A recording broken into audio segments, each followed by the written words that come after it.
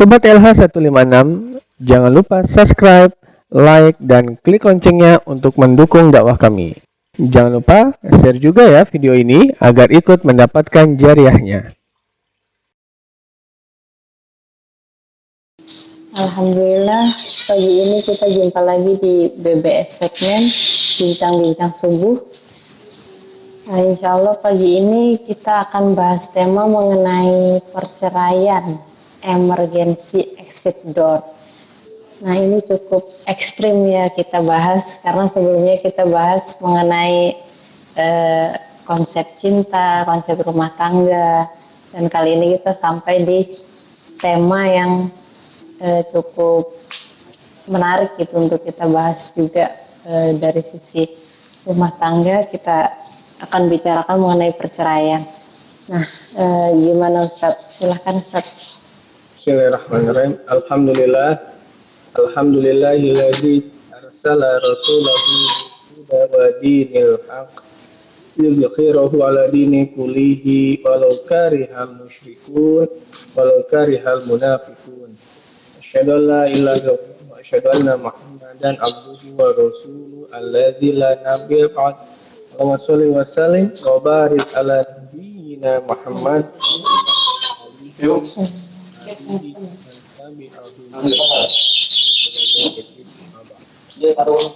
Alhamdulillah, Karida kita bisa berjumpa kembali ya, dan alhamdulillah juga pada kesempatan yang baik, sangat baik saya, kita masih bisa diberikan kemampuan untuk beribadah, masih bisa diberikan kemampuan untuk bersama dengan orang yang kita cintai. Artinya kita masih sehat walafiat, karena di zaman pandemi seperti ini menanyakan kabar kesehatan, apa kabar, sehat nggak, itu kayaknya sesuatu banget gitu ya, karena seperti yang kita ketahui ya, bahwasanya trennya itu lagi naik, dan kita doakan mudah-mudahan ini segera berakhir, dan mereka yang sedang dalam keadaan sakit apapun itu, termasuk COVID-19, Allah berikan kesabaran dan dengannya dijadikan penggugur dosa-dosa. Amin ya rabbal alamin. Amin ya rabbal alamin. Baik. Karida, sebelumnya saya juga ingin mengingatkan sedikit saja, mengajak lah ya ke Karida dan teman-teman sekalian, bahwasanya Imam Syafi'i rahimahullah itu setiap dalam majelis ilmu, beliau itu dikisahkan seringkali berdoa memohon hajatnya apa aja, meminta hajat beliau dengan wasilah keberkahan ilmu. Nah, walaupun kita majelis digital ya, majelis virtual, tapi ya mudah-mudahan termasuk dalam majelis ilmu, silahkan minta apa aja hajat kita, karena sejatinya pasti kita banyak hajat. Amin ya rabbal alamin. Perceraian Karida ya, kita menarik juga ya. Iya. Memang mau tidak mau, kalau kita membahas tentang satu hubungan rumah tangga, pernikahan, itu kita akan membahas perceraian. Ibaratnya seperti dua sisi dalam satu keping mata uang. Itu tidak bisa dipisahkan. Kalau tidak dia nikah, pasti ada cerai. Itu aja. Nah, kita sering mendengar gini, Karida pernah dengar gini nggak? Ada istilah atau pernah dengar gini nggak? Perceraian itu yang dihalalkan tapi dimurkai Allah. Iya, paling dibenci. Oh, paling dibenci, betul, barakallahu fiik. Nah, ternyata Karida itu secara riwayat itu memang ada kontroversial, dan tidak sedikit yang melemahkan, karena ada beberapa perawi di situ ya yang dianggap lemah, maka riwayat tersebut lemah. Nah, artinya saya hanya ingin memposisikan dulu nih, ketika kita melihat mainstream cerai itu apa sih? Nah, oke. Karena nanti dengan sudut pandang yang berbeda, kita akan menyikapi yang berbeda juga nih tentang perceraian. Kalau misalkan ya dengan tadi ya, dengan mainstream tadi, pikiran hal yang dibenci Allah, dan memang umum masyarakat kita meyakini seperti itu, oleh karena itu perceraian menjadi hal yang tabu. Oke, menjadi hal yang tabu. Di Indonesia coba, kalau misalkan ada orang yang nikah, tetangga kita misalkan, terus kemudian mereka bercerai, Kan kita jadinya jadi bahan gosipan banget tuh ya. Sampai dari tukang sayur aja jadi gosipan, isi itu cerai baru juga nikah, ya enggak? Atau coba aja lihat deh, media infotainment misalkan kalau udah ada artis yang cerai, itu bisa berhari-hari itu ya di mana-mana. Itu karena kita melihatnya adalah sesuatu yang tabu. Tapi kalau kita bergeser sedikit ya, misalkan ke negara barat misal, perceraian itu bukan hal yang tabu, walaupun hal yang menyedihkan iya. Ya, yang juga manusiawi ya, setelah bersama terus nikah. Mereka sedih, tetapi oleh mereka itu bukan konsumsi publik seperti di kita yang jadi bahan gosip misalkan, atau misalkan kecuali skandal ya. Skandal itu tren nomor 1 di Amerika sebelum politik. Nah, kemudian kalau mereka memandangnya biasa aja, divorce itu hal yang lumrah lah. Dari sini kita sudah melihat nih ada pandangan masyarakat yang berbeda, Karina. Sekarang kita lihat sebenarnya perceraian itu gimana sih di dalam agama kita? Ya, ternyata syariat mengaturnya. Misalkan di dalam surat Al-Baqarah ayat 229 ya. Auzubillahi, jika kamu khawatir bahwa keduanya fa in khiftum ala yuqima hududallah, jika kamu khawatir keduanya suami istri maksudnya tidak dapat menjalankan hukum-hukum Allah, fala junaha, maka tidak ada dosa. Maka Allah mengatakan situ adalah fala junaha, maka tidak ada dosa alaihima. Atas siapa? Atas keduanya. Fi maqtadat bih. Tentang bayaran yang diberikan oleh istri. Maksudnya bayaran ini adalah kalau orang misalkan nanti ada kondisi tertentu ya, diatur ketika mereka bercerai, maka si istri itu harus mengembalikan maharnya. Nah, ini yang dimaksud itu adalah ke sana. Nah, tapi yang digarisbawahi adalah fala junaha alaihima. Kalau lagi sudah tidak bisa ditegakkan hukum-hukum Allah. Itu poin pertama tuh. Artinya perceraian itu hal yang disyariatkan. Apa bukti kedua bahwasanya perceraian itu disyariatkan? Dia termasuk bagian dari pembatal waris. Karena kita bahas kajian ya, dua kali waris kita bahas ya dengan Ustadz Yusuf Tarlim dan Ustadz Mubni ya. Nah di antara syaratnya, di antara yang membatalkan waris itu adalah perceraian. Dan ini membuktikan berarti ya, itu pun diatur. Terus kemudian yang ketiga kita kenal ada yang namanya rujuk. Pernah dengar kaidah rujuk? Iya. Nah, adanya rujuk itu karena ada cerai. Adanya rujuk karena ada tolak. Oke? Nah, di sini kita dapat kesimpulan ya, cerai itu memang ada. Jadi ada 3 poin ini setidaknya yang menjadi alasan kuat bahwasanya emang perceraian itu disyariatkan.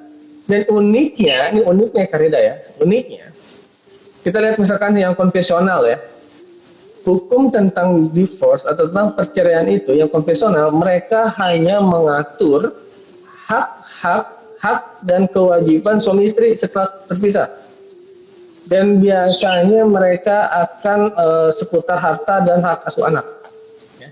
Itu konvensional. Di dalam dan makanya sering jadi gunung gini nih. Nah kalau dalam Islam ketika bercerai untuk masalah harta ada yang namanya waris. Udah didesain oleh Allah sedemikian rupa tuh waris. Makanya kita pernah bahas. Bagi teman-teman mungkin yang mau melihat kajian tentang waris, kalau tidak salah ada ya di IG Harumin ya, Karida ya tentang waris ya. Terus diatur lagi nih setelah menikah ini sama kewajiban ibu apa, kewajiban ayah itu apa. Maaf, setelah bercerai maksudnya. Jadi Islam itu mengatur nih sampai hal yang perceraian saya itu diatur. Sekarang kita lihat sebenarnya apa sih perceraian pada dasarnya? Ini pada dasarnya kita lihat hukum nikah itu ibadah bukan Karida? Ibadah, Ustaz. Ibadah ya? Oke. Kita sepakat ya, nikah itu ibadah ya. Ketika nikah itu ibadah, ketika ada sesuatu yang memutuskan ibadah, atau merusak ibadah, maka dia adalah hal yang tidak baik. Ini harus paham dulu ya. Pada dasarnya, ketika ada sesuatu yang memutuskan ibadah, ya, maka itu baik. Nikah itu kan disebutkan seperti apa namanya dalam surat Ar-Rum yang kenal ya, supaya menjadikan sakinah mawaddah warahmah, dan nikah itu adalah ibadah dan banyak kebaikan-kebaikan di dalam nikah. Ketika salah, betul. Baru kalau ketika talak, ketika cerai, berarti kan semuanya jadi hilang, hancur kan? Hancur ya. Terus kemudian ternyata dampaknya itu kemana-mana, ke anak, oke? Bukan saja ke kita nih pasangan misalkan, tapi ke anak, ke keluarga, ke yang lain, dan psikologis. Oleh karena itu, perceraian mau tidak mau dia cenderung kepada hal-hal yang berat. Mau dari sisi ini. Oke, baik. Tapi ternyata ada beberapa kondisi yang menjadikan perceraian itu adalah satu, haram. Jelas nih haram. Kedua, makruh Karida. Ketiga, sunnah. Mubah, bahkan wajib Karida. Harus des. Nah, coba. Gimana orang harus cerai? Saya begini ya. Nanti tolong diingatkan. Beberapa kali saya terima itu atau sharing tentang masa perceraian, saya seringkali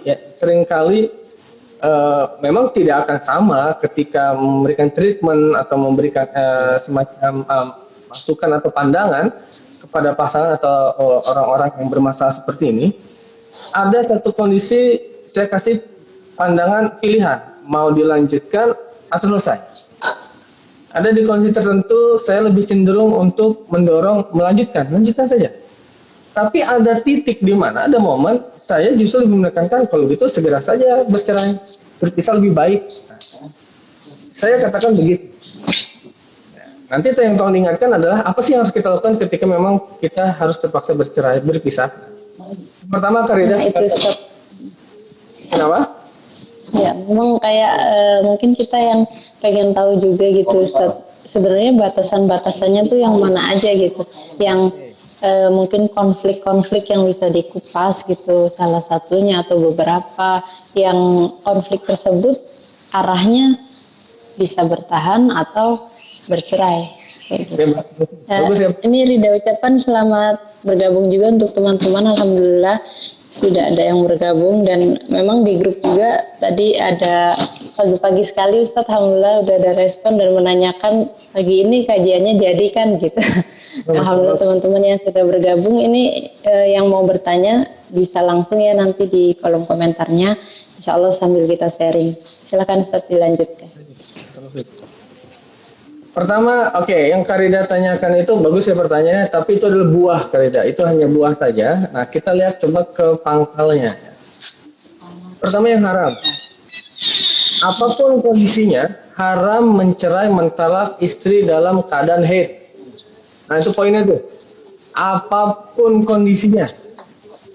Kadang kita kalau lagi marah nih ya,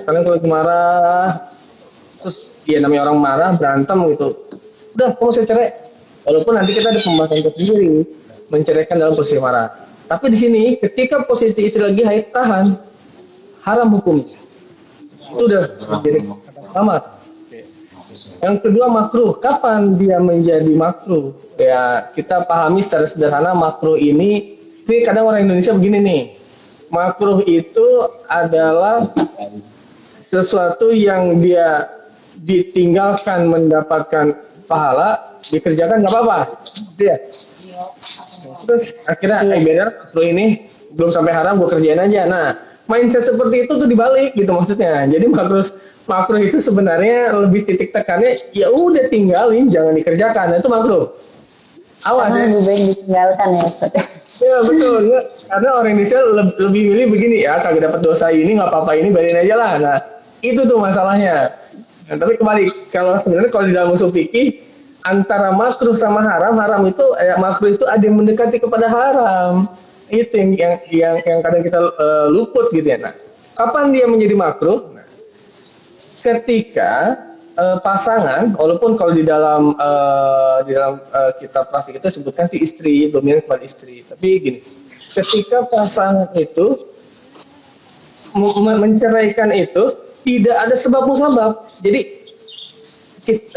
kita menceraikan pasangan, kamu saya cerai. Loh, terus kenapa? Apakah ada hal yang kamu tidak suka dari saya? Enggak ada. Gue pengen aja gue ceraiin. Nah, yang begitu tuh, yang tanpa sebab. Oke, apalagi kalau misalkan dia menceraikannya karena faktor yang nggak logis lah kalau kata saya tuh.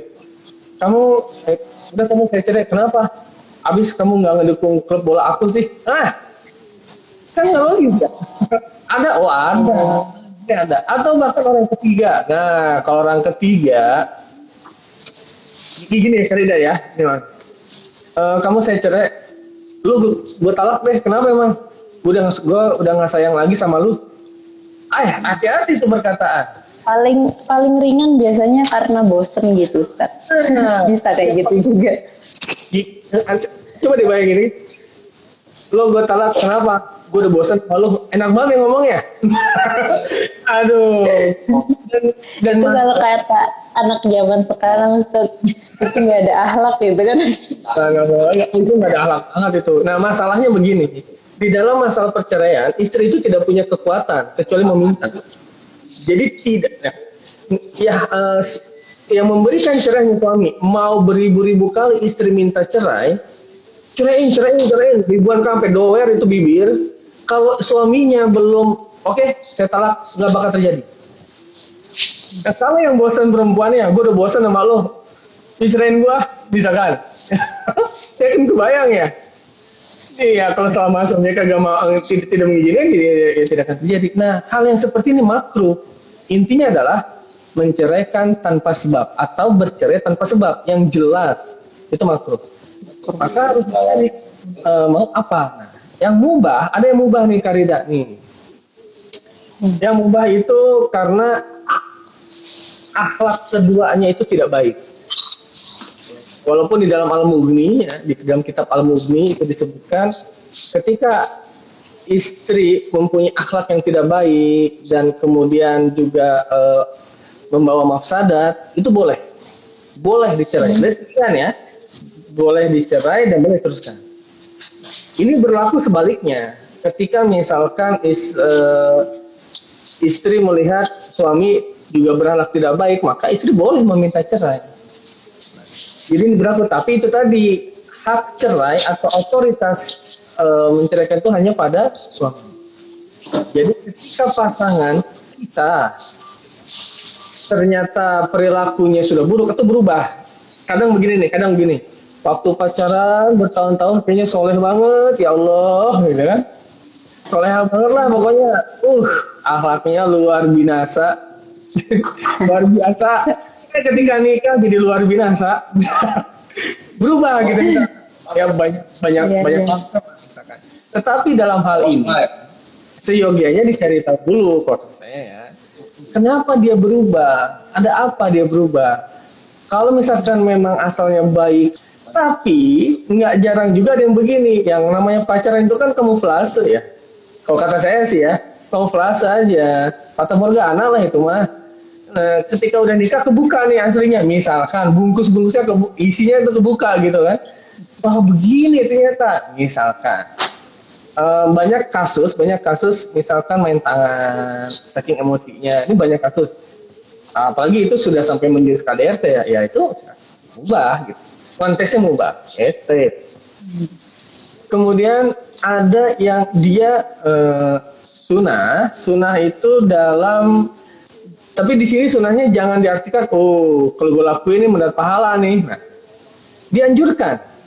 Tahapnya itu kalau posisi seperti itu ya sebaiknya bisa saja. Nah, itu dianjurkan. Itu ketika pasangan di dalam kitab itu disebutkan ketika istri tidak bisa lagi menegakkan hukum-hukum Allah. Disuruh sholat nggak mau. Yang puasa Ramadan, wah capek puasa Ramadan mah, nggak mau. Terus misalkan maaf ya, apalagi sampai jelas berbuat syirik, Nah, awas nih, zodiak tuh syirik loh. Nah, hati-hati. Karena dia ramalan, bahaya. Terjerumus lah. Apalagi jelas-jelas misalkan setiap malam Jumat datang ke tempat tertentu bawa sesajen, wah kita sudah mengingatkan nih pasangan, udah dong yang jangan begitu, minta aja sama Allah. Pasti kan mau cepat kaya.